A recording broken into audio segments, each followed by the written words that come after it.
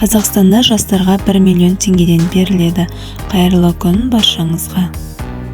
Жас проект мақсаты жастар арасында жобаларды іске асыру бойынша ақпараттық түсіндіру, білім беру және жүргізілетін жұмыстар арқылы ниет санатындағы жастар арасында кәсіпкерлікті дамыту үшін қолайлы жағдайлар жасау. Биыл жас проект жобасы еліміздің 20 өңірінде іске асырылады.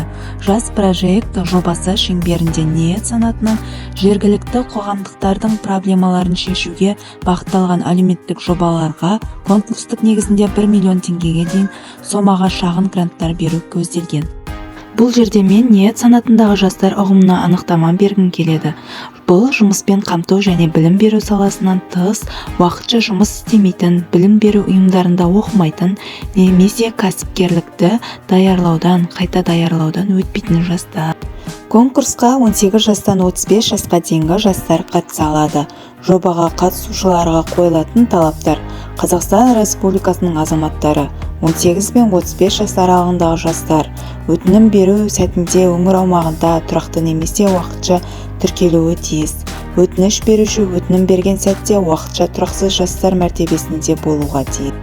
Қайрат Қамбаров әлеуметтік жобаларға қойылатын талаптарға да тоқталып өтті.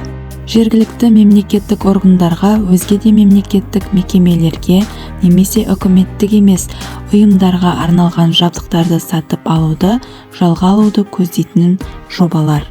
Сондай-ақ жер учаскелерін сатып алуды, жалға алуды, тұрғын үй сатып алуды, жалға алуды және автокөліктерді сатып алуды, жалға алуға, ауыл шаруашылығы жануарларын сатып алуды көздейтін жобаларға қолдау көрсетілмейді. Берген ақпаратым пайдалы болса, арнаға жазылып, лайк басып, қолдап қойыңыздар.